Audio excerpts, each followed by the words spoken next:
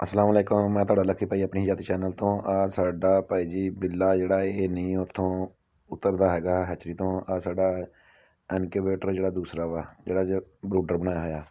Update ਤੁਹਾਨੂੰ ਦੇ ਰਹੇ ਹਾਂ ਆਪਣੇ ਬੱਚੇ ਜਾਨਵਰਾਂ ਦੀ ਸਾਰਿਆਂ ਦੀ। ਅਤੇ ਬਿੱਲੇ ਨੂੰ ਤਾਂ ਹੁਣ ਹਰ ਵਾਰੀ ਚੁੱਕ ਕੇ ਹੀ ਪਰਾਂ ਕਰਨਾ ਪੈਂਦਾ। ਹੁਣ ਜੀ ਬਟੇਰੇ ਦੇਖਦੇ ਹਾਂ, ਬਟੇਰੇ ਤਾਂ ਮਾਸ਼ਾਅੱਲਾ ਫਿਰ ਦੌੜ ਭਜਾਈ ਲੱਗੇ ਹੋਏ ਆ।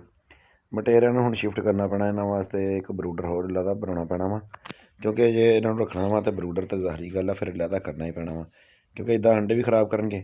ਆਂਡਿਆਂ ਨੂੰ ਮਸਲਾ ਬਣਨਾ ਸ਼ੁਰੂ ਹੋ ਜਾਏਗਾ, ਕਿਉਂਕਿ ਇਹਨਾਂ ਨੇ ਜੋ ਕਰਨਾ ਵਾ ਫਿਰ ਉਹ ਤਾਂ ਅੰਡਿਆਂ ਨੂੰ ਲੱਗਣਾ। ਇਸ ਵਾਸਤੇ ਇਹਨਾਂ ਦਾ ਬਸ ਇੱਕ ਦੋ ਦਿਨਾਂ ਵਿੱਚ ਇਹਨਾਂ ਨੂੰ ਉੱਧਰ ਸ਼ਿਫਟ ਕਰ ਦੇਣਾ ਵਾ।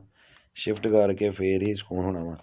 ਅਤੇ ਬਾਕੀ ਚੈਨਲ ਨੂੰ ਸਬਸਕ੍ਰਾਈਬ ਕਰਿਆ ਕਰੋ, ਤੁਸੀਂ ਸਬਸਕ੍ਰਾਈਬ ਨਹੀਂ ਕਰਦੇ। ਹੁਣ ਅੱਗੇ ਦਿਖਾਉਂਦੇ ਤੁਹਾਨੂੰ ਬੱਕਰੀਆਂ ਲੈ ਕੇ ਜਾਂਦੇ ਹਾਂ। ਬੱਕਰੀਆਂ ਤੋਂ ਸਾਡੇ ਵਾਲਾ ਆ ਗਿਆ। ਲਓ ਜੀ, ਆਹ ਸਾਡੇ ਨਵੇਂ ਬੱਚੇ ਆਏ ਆ, ਠੀਕ ਹੈ ਨਾ, ਚੁੰਨੇ ਮੁੰਨੇ। ਇਹ ਤਿੰਨ ਸੀ, ਇੱਕ ਡੈਥ ਹੋ ਗਈ ਅਤੇ ਬਾਕੀ ਦੋ ਬਚ ਗਏ। ਅਤੇ ਉਹ ਆਹ ਸਾਡੀ ਕਹਿੰਦੀ ਮੇਰੀ ਵੀ ਵਾਕ ਦਿਖਾਓ। ਆ ਜੀ ਇਹਨੀ ਵੀ ਵਾਕ ਦੇਖੋ ਜੀ, ਇਹ ਵੀ ਸਾਡੀ ਪੱਠੀ ਮਾਸ਼ਾਅੱਲਾ ਸੋਹਣੀ। ਅਤੇ ਆਹ ਸਾਡਾ ਪੱਠਾ ਜੀ, ਠੀਕ ਹੈ ਨਾ, ਬੱਕਰਾ ਸਾਡਾ, ਠੀਕ ਹੈ ਨਾ। ਇਹ ਕਹਿੰਦਾ ਮੈਨੂੰ ਪਹਿਲੇ ਸਟਾਰ ਬਣਾਓ, ਇਹਨੂੰ ਸਟਾਰ ਬਾਅਦ 'ਚ ਬਣਾਉਂਦੇ ਹਾਂ, ਠੀਕ ਹੈ ਨਾ। ਹੁਣ ਆਪਾਂ ਚੱਲਦੇ ਹਾਂ ਲਾਲ ਮੁਰਗੀ ਵੱਲ।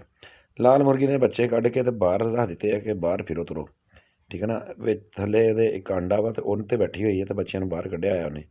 ਅਤੇ ਬਾਕੀ ਹੁਣ ਮੁਰਗਾ ਛੱਡਦੇ ਨਾ, ਮੁਰਗਾ ਛੱਡਿਆ। ਲਓ ਜੀ, ਬੱਚੇ ਸਾਰੇ ਉਹਨੇ ਲੁਕਾ ਲਏ ਆਪਣੇ ਥੱਲੇ। ਅਤੇ ਮੁਰਗਾ ਛੱਡਣ ਦੇ ਨਾਲ ਸਾਰੇ ਬੱਚੇ ਨੇ ਆਪਣੇ ਥੱਲੇ ਲੁਕਾ ਲਏ। ਦੇਖਦੇ ਹਾਂ, ਚੈੱਕ ਕਰਦੇ ਹਾਂ ਕਿ ਦੂਸਰਾ ਬੱਚਾ ਨਿਕਲਿਆ ਥੱਲਿਓਂ ਕਿ ਨਹੀਂ ਨਿਕਲਿਆ ਅਜੇ, ਕਿ ਜੀ ਉੱਦਾਂ ਹੀ ਆ।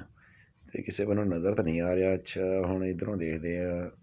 ਚਲੋ ਜੀ, ਅਸੀਂ ਤਾਂ ਹੁਣ ਦੇਖਿਆ ਨਹੀਂ ਨਜ਼ਰ ਆਇਆ। ਤੁਸੀਂ ਬਾਕੀ ਦੁਆ ਯਾਦ ਰੱਖਿਓ। ਬੜੀ ਮਿਹਰਬਾਨੀ। ਅੱਲਾ ਹਾਫਿਜ਼।